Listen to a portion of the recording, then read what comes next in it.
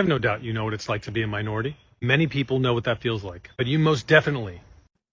I'm going to interrupt my karaoke time for a little story time. Uh, I appreciate Dave's response to that question or that comment. Um, I'm going to tell you what it was like for me to get Social Security. I'm going to tell you a little bit of the things that I had to do in order to get it. First of all, I had to have three, my case had to be heard 3 times. The first time I went with an advocate. I remember breaking down in tears in the elevator, and she said to me, "What's the matter?" And I said, "I don't think I got it." And she says, "Of course you did, because just the part from the employment, that the employment person, the report that they gave, is enough to get you disability."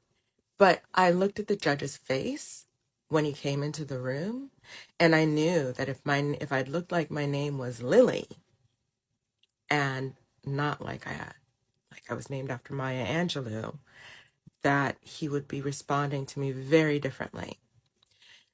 But I tried to believe her, and guess what? I didn't get it.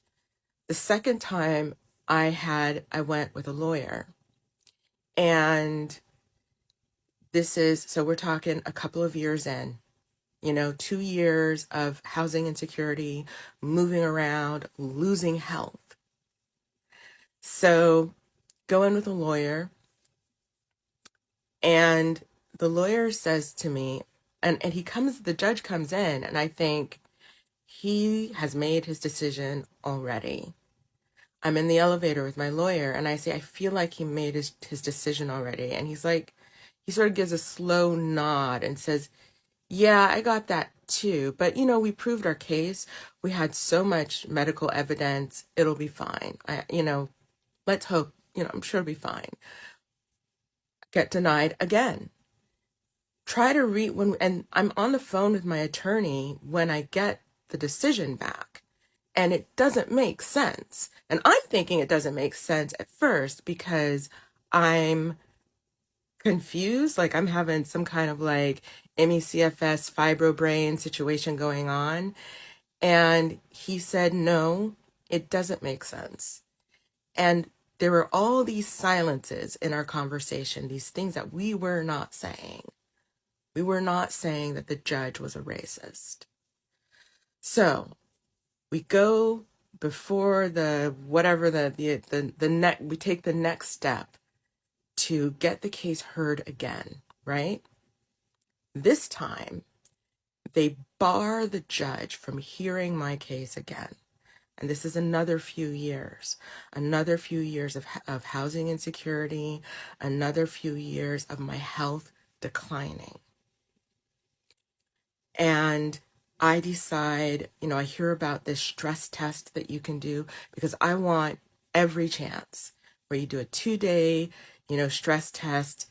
And what they told me at the end of the first day, that I didn't have to come back because it was really clear that, I was not well. And I was like, no, I'm going to do it again because I don't want the excuse that, it's somehow incomplete. And the results of the stress test were that if I had been a heart patient looking for a transplant, I would have been too sick to receive a transplant. They not only, as I said, barred the judge from hearing my case, but brought another judge out of retirement in order to hear it. And let me tell you, in the meantime, I have written to my congressperson a couple of times to try to get things, to kind of get things moving, to get things going. So these are the things that I'm doing, and there are very, very clear criteria at the time for an approval for ME/CFS, and I met them textbook. But it did not seem to matter to this judge, who did not seem to care that he was destroying my health and my life And to the degree that I found myself, needing housing help. I by then I'd had a nervous breakdown, which qualified me for the kind of program that would help me with housing. My first case manager, complete racist and not even interested in hiding it. She herself was a former addict, and I was not the kind of black that she was okay with. And I've met this situation before. Usually the person gets over it, they've talked to me on the phone, they meet me, and they're like, oh my God, you're black. And then I give them a couple of minutes, they get over it.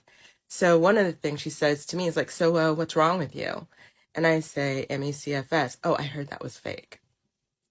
Okay. I spent 18 months living with a meth addict and dealer who had who had another woman living there, which she wasn't supposed to do, who had, by the time I left, there were strange men living in the house at night.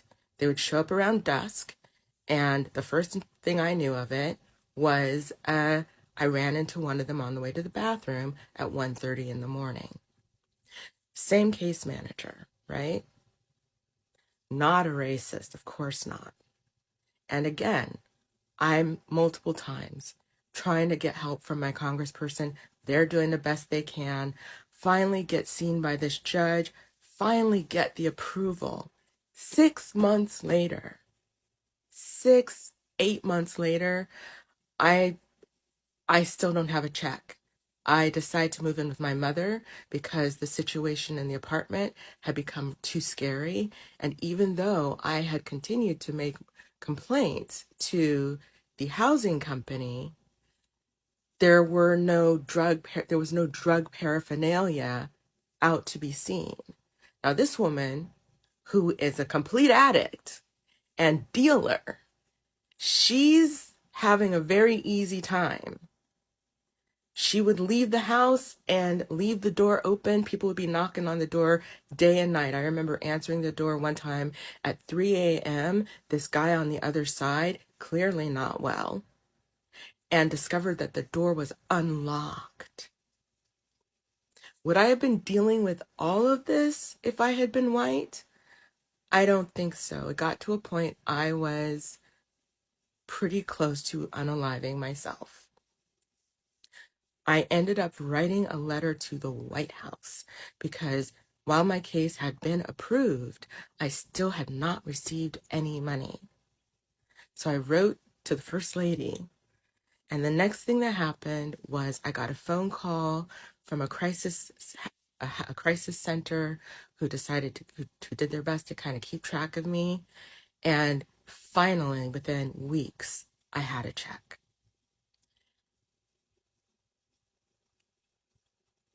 People with this illness have a hard time keeping homes, roofs over their heads, food in their mouths. But the level at which I endured difficulty, I moved like 16 times between 2003 and 2012 because I had no money and I had no disability coverage. And I would love for people to tell me that this is just the way it is, except it's just not the way it is. It just isn't. Not if you have the right color. So I just wanted to share just a little bit of that, and these days, questioning why on earth would I have a panic disorder?